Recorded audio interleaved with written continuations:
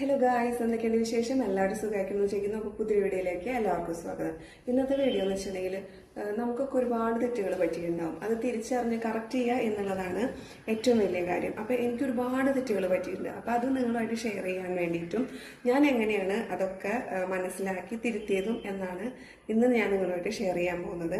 അപ്പോൾ എൻ്റെ വീഡിയോ ആദ്യമായിട്ട് കാണുന്നവരാണെന്ന് വെച്ചിട്ടുണ്ടെങ്കിൽ ഒന്ന് സബ്സ്ക്രൈബ് ചെയ്യുക, ലൈക്ക് ചെയ്യുക, ഷെയർ ചെയ്യുക, ഒന്ന് സപ്പോർട്ട് ചെയ്യുക കേട്ടോ. അപ്പോൾ നമുക്ക് വീഡിയോയിലേക്ക് പോവാം. കുഞ്ഞൊരു വീഡിയോ ആണ്, അത് സ്കിപ്പ് ചെയ്യാണ്ട് എല്ലാവരും കാണാം. നിങ്ങളുടെ ഓരോരുത്തരുടെയും സപ്പോർട്ടാണ് ഞങ്ങളെപ്പോലുള്ള കുഞ്ഞു കുഞ്ഞു യൂട്യൂബേഴ്സിന്റെ വിജയം. അപ്പോൾ നമുക്ക് വീഡിയോയിലേക്ക് പോവാം. ആ തെറ്റുകളിൽ ഒന്നാമത്തേതാണ് സ്ക്രബ് ഞാൻ എന്താ പറയാ, ഇതിന് സ്കിൻ കെയർ ഒക്കെ സ്റ്റാർട്ട് ചെയ്യണേക്കാട്ടിലും മുന്നേ ഉള്ള കാര്യമാണ് കേട്ടോ പറയുന്നത്. അരിപ്പൊടിയും അല്ലെങ്കിൽ പഞ്ചസാരയും ഒക്കെ എടുത്ത് ഈ തക്കാളിയിലൊക്കെ മുക്കി, പഞ്ചസാര തക്കാളിയിൽ മുക്കിയിട്ട് ഇങ്ങനെ സ്ക്രബ് ചെയ്യായിരുന്നു. അത് ആണ് ഒന്നാമത്തെ തെറ്റ്. പിന്നെ രണ്ടാമത്തെ കാര്യം എന്ന് വെച്ചിട്ടുണ്ടെങ്കിൽ അരിപ്പൊടിയൊക്കെ മിക്സ് ചെയ്തിട്ടുണ്ടെന്നുണ്ടെങ്കിൽ, എന്തെങ്കിലും പാക്കുകളുടെ കൂടെ മിക്സ് ചെയ്തിട്ടുണ്ടെങ്കിൽ നന്നായിട്ട് ഉരയ്ക്കുമായിരുന്നു. ഏതാണ്ട് പോത്തുകുട്ടിയെ കുളിപ്പിക്കാൻ വേണ്ടി ആൾക്കാർ ചകിരിയൊക്കെ ഇട്ട് തേക്കില്ലേ, അതേപോലെയായിരുന്നു ഞാൻ എൻ്റെ ഫേസിൽ ചെയ്തിരുന്നത്. പിന്നെ ഈ സ്കിൻ കെയർ ഒക്കെ സ്റ്റാർട്ട് ചെയ്തു. കൂടുതൽ എന്നെ കുറിച്ച് വായിക്കാനും അറിയാനും ഒക്കെ തുടങ്ങിയതിന് ശേഷം ആണ് എനിക്ക് മനസ്സിലായത് ഇങ്ങനെ ഒന്നും ചെയ്യാൻ പാടില്ല എന്നുള്ളത്. സ്ക്രബ് എന്തിനാണ് നമ്മൾ യൂസ് ചെയ്യുന്നത്, അല്ലെങ്കിൽ സ്ക്രബ് എന്തിനാണ് ബ്യൂട്ടി പാർലറിലൊക്കെ ചെയ്യുന്നത് എന്ന് വെച്ചിട്ടുണ്ടെങ്കിൽ, ഏതൊരു ബ്യൂട്ടി പാർലറിൽ പോയാലും നമ്മൾ ഫേഷ്യൽ ചെയ്യുമ്പോൾ സ്ക്രബ് യൂസ് ചെയ്യും. പക്ഷെ അതൊക്കെ എന്ന് വെച്ചിട്ടുണ്ടെങ്കിൽ നമ്മളുടെ സ്കിന്നിന് അനുയോജ്യമായിട്ടുള്ള പ്രൊഡക്ട്സ് യൂസ് ചെയ്തിട്ടായിരിക്കും അവരൊക്കെ നമ്മളെ സ്കിന്നിനെ ട്രീറ്റ് ചെയ്യുന്നത്.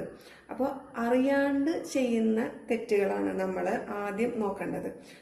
നമുക്കിത് ഒരു സംഭവം നമ്മൾ യൂസ് ചെയ്യാൻ തുടങ്ങുമ്പോൾ, അത് സ്ക്രബ് ആയിക്കോട്ടെ, ആയിക്കോട്ടെ, എന്തൊരു പ്രൊഡക്റ്റ് ആയിക്കോട്ടെ, നമ്മൾ അല്ലെങ്കിൽ പോട്ടെ വീട്ടിലുള്ള ഹോം റെമഡീസ് വെച്ചിട്ട് നമ്മൾ ചെയ്യണമെന്ന് വിചാരിക്കുക. നമ്മളെ സ്കിൻ എക്സാമ്പിളായിട്ട് അരിപ്പൊടി, പഞ്ചസാര, പിന്നെ അങ്ങനെയുള്ള ഭയങ്കര എന്താ പറയാ,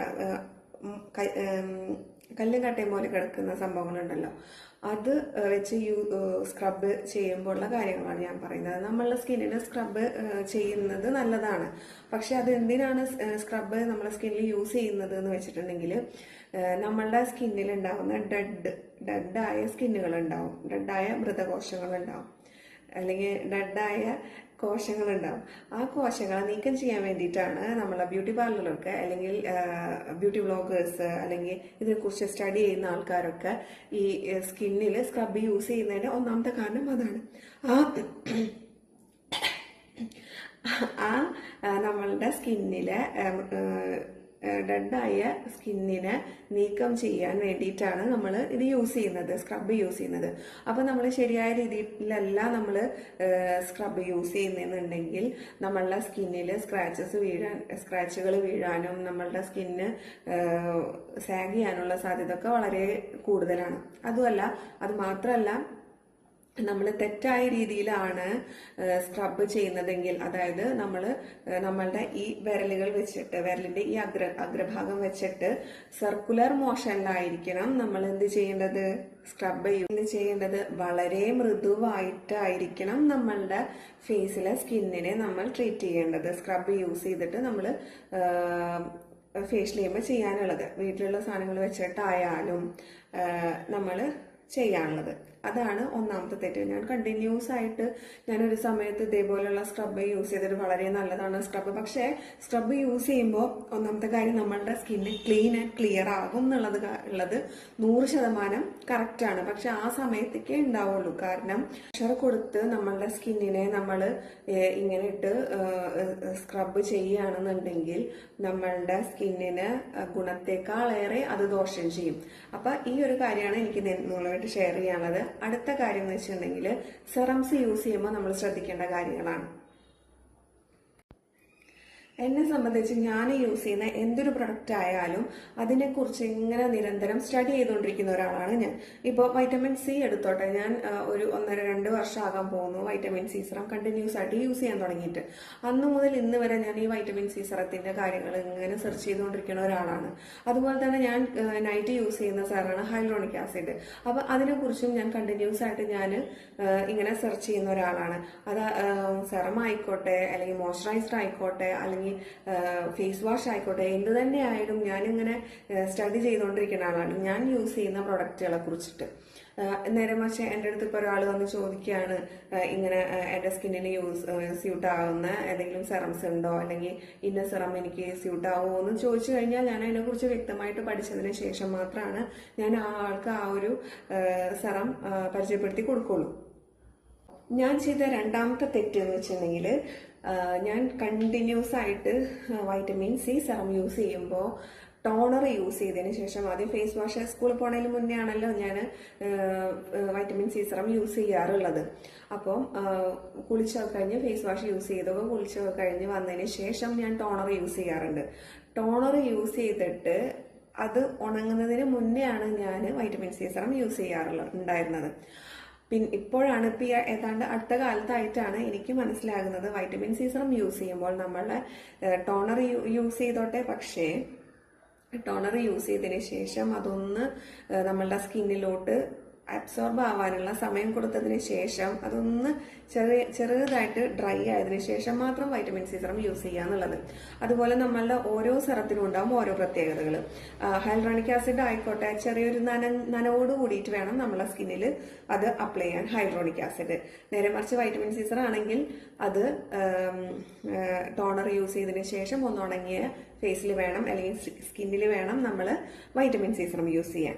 അതുപോലെ നിയാസിനമൈഡിനും അങ്ങനെയുള്ള ഓരോ സെറത്തിനും ഉണ്ടാവും ഓരോ പ്രത്യേകത, യൂസ് ചെയ്യാനുള്ള രീതികൾ. അത് നമ്മൾ തെറ്റായ രീതിയിലാണ് നമ്മൾ യൂസ് ചെയ്യുന്നതെന്നുണ്ടെങ്കിൽ നമുക്ക് ഒരിക്കലും നമ്മളെ സ്കിന്നിന് ഒരിക്കലും ഗുണം ചെയ്യില്ല എന്നുള്ളതാണ്.